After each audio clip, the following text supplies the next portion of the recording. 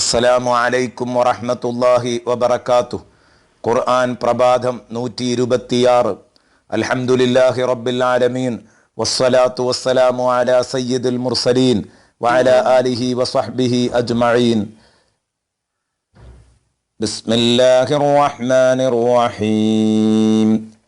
ലാ ഉഖ്സിമു ബിഹാദൽ ബലദ് വഅൻത ഹില്ലും ബിഹാദൽ ബലദ് ووالد وما ولد لقد خلقنا الإنسان في كبد أيحسب أن لن يقدر عليه أحد يقول أهلكت مالا لبدا أيحسب أن لم يره أحد ألم نجعل له عينين ولسانا وشفتين وهديناه النجدين فلاقتحم العقبة وما أدراك ما العقبة فك رقبة أو إطعام في يوم ذي مسغبة يتيما ذا مقربة أو مسكينا ذا متربة ثم كان من الذين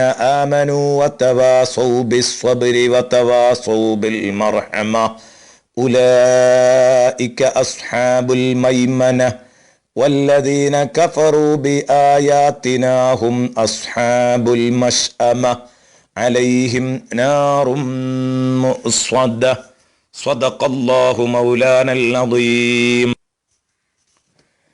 പ്രിയപ്പെട്ട സുഹൃത്തുക്കളെ, ഇന്ന് നാം ചർച്ച തുടങ്ങുന്നത് സൂറത്തുൽ ബലദാണ്. അതിൻ്റെ നേരെ അർത്ഥതലമാണ് ഇന്ന് കേൾക്കുന്നത്. മറ്റു സൂറകളെല്ലാം നടത്തിയതുപോലെ ഓരോ ആയത്തുകളും വിശദീകരിച്ച് തുടർ ക്ലാസുകളിൽ നമുക്ക് പറയാം. ബിസ്മില്ലാഹിർ റഹ്മാനിർ റഹീം. ലാ ഉഖ്സിമു ബിഹാദൽ ബലദ്. കാര്യം നിങ്ങൾ വിചാരിച്ചതുപോലെയല്ല. ലാ, അങ്ങനെയല്ല. ഉഖ്സിമു ബിഹാദൽ ബലദ്, ഈ മക്ക എന്ന രാജ്യത്തെ പിടിച്ച് ഞാൻ സത്യം ചെയ്യുകയാണ്. മക്ക എന്ന പുണ്യമണ്ണ്, ഇതിനെ പിടിച്ച് ഞാൻ സത്യം ചെയ്തു പ്രഖ്യാപിക്കുകയാണ്. അള്ളാഹു പറയുന്നു, വഅൻത ഹില്ലും ബിഹാദൽ ബലദ്, ഈ മക്ക എന്ന പുണ്യമണ്ണിനെ പിടിച്ച് ഞാൻ എങ്ങനെയാണ് സത്യം ചെയ്യാതിരിക്കുക? ഞാൻ എന്തുകൊണ്ടാണ് മക്കയെ പിടിച്ച് സത്യം ചെയ്യാൻ കാരണമെന്നറിയുമോ? നബി തങ്ങളോട് പറയുന്നു, വഅൻത ഹില്ലും ബിഹാദൽ ബലദ്, നബിയെ, തങ്ങൾ ഈ മണ്ണിൽ ഇറങ്ങി താമസിച്ചിട്ടുണ്ട്. തങ്ങൾ അങ്ങയുടെ പാദസ്പർശം കൊണ്ട് അനുഗ്രഹിച്ച മണ്ണാണിത്. അങ്ങയുടെ പാദസ്പർശനം കൊണ്ട് അനുഗ്രഹീതമായ ഈ മക്ക എന്ന പുണ്യഭൂമിയെ പിടിച്ച് സത്യം ചെയ്യാതിരിക്കാൻ ഒരു ന്യായവുമില്ല. അതുകൊണ്ടാണ് മക്കയെ പിടിച്ച് സത്യം ചെയ്യുന്നത്. നബിയെ, അങ്ങയുടെ പാദസ്പർശനം കൊണ്ട് ഈ മക്ക അനുഗ്രഹീതമായിട്ടുണ്ട് എന്ന കാരണം കൊണ്ടാണ്. വവാലിദിൻ വമാ വലദ്, പിതാവും മക്കളും സാക്ഷിയാണ്.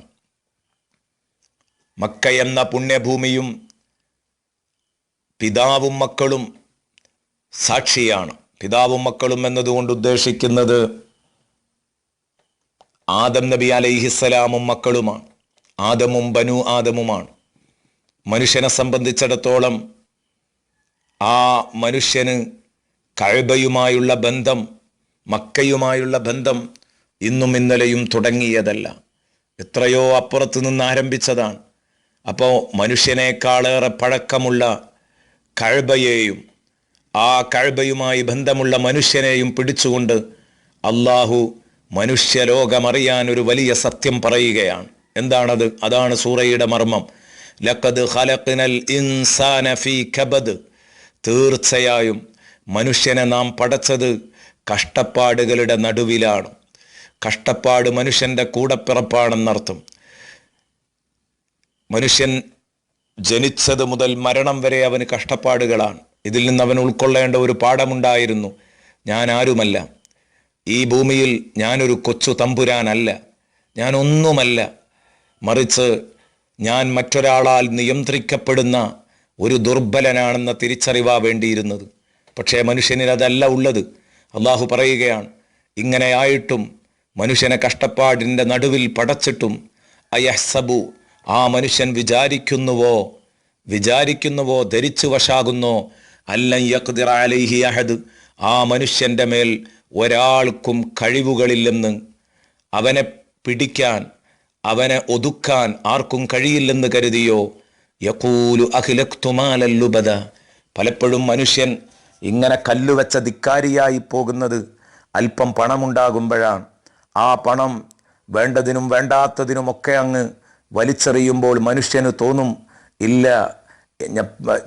എനിക്ക് 4 കാശ് കയ്യിലുണ്ട്, 10 കാശുള്ളവൻ്റെ പിന്നാലെ 4 ആളുമുണ്ടാകും. അപ്പോൾ അവന് തോന്നിപ്പോകുന്ന ധിക്കാരമാണ് തുടർന്നുള്ള ആയത്തിൽ പറയുന്നത്.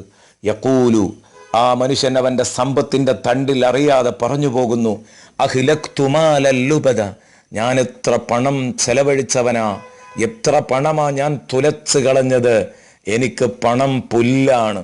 അതുകൊണ്ട് തന്നെ ഞാൻ ഇത്രയും പണം ചെലവഴിച്ചിട്ടുണ്ടെങ്കിൽ എനിക്ക് അള്ളാഹുവോ റസൂലോ ദീനോ ഇതൊന്നും വിഷയമല്ല, ഞാനും എൻ്റെ പണവും അത് തന്നെയാണ് വിഷയം എന്നവന് തോന്നിപ്പോവുകയാണ്. ഇങ്ങനെ പറഞ്ഞവരുണ്ട്. ആ ചരിത്രത്തിലേക്കൊക്കെ നമ്മൾ കടന്നു വരാൻ പോകുന്നുണ്ട്.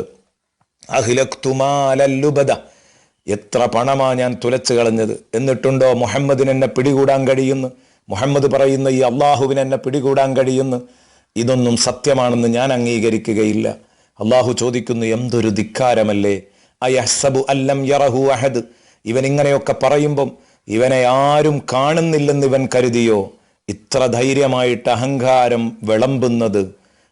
വിളമ്പുന്നത് എന്തു പറ്റിപ്പോയി ഇവന്, ആരും ഇവനെ കാണുന്നില്ലെന്ന് കരുതിയിട്ടാണോ.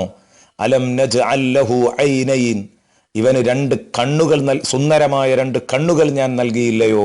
വലിസാനം വശഫതൈൻ, 2 അധരങ്ങളും നാവും. അതെ, സുന്ദരമായ 2 കണ്ണുകളും നാവും ചുണ്ടുകളും എല്ലാം നൽകി. എന്തിനാണിവന് ഈ കണ്ണും മൂക്കും നാവും ഒക്കെ നൽകിയിട്ടുള്ളത്? ഒന്നിനുമല്ല. ഇതിവന് നൽകിയിട്ടുള്ളത് നൽകുക മാത്രമല്ല, വഹദൈനാഹുൻ നജ്ദൈൻ, അവന് നാം 2 റൂട്ടുകളും വിശദീകരിച്ചു കൊടുത്തു. ഈ വഴിയിലൂടെ പോയാൽ സ്വർഗത്തിൽ പോകാം, ഈ വഴിയിലൂടെ പോയാൽ നരകത്തിൽ പോകാം എന്ന് പറഞ്ഞു കൊടുക്കുകയും ചെയ്തു. എന്നാൽ കണ്ണും കാതും ഇല്ലാത്തവനാക്കിയില്ല, അത് കൊടുക്കുകയും ചെയ്തു. എന്നിട്ടവൻ അനാവശ്യത്തിന് വേണ്ടി പണം ചെലവഴിച്ച് ആ പണത്തിൻ്റെ ഹുങ്കിൽ എന്നെയും എൻ്റെ പ്രവാചകനെയും മറക്കുകയോ ഞങ്ങൾക്കെതിരെ ധിക്കാരം പറയുകയോ. ഓഹോ, ഇതെന്തൊരു അഹങ്കാരമാണ്.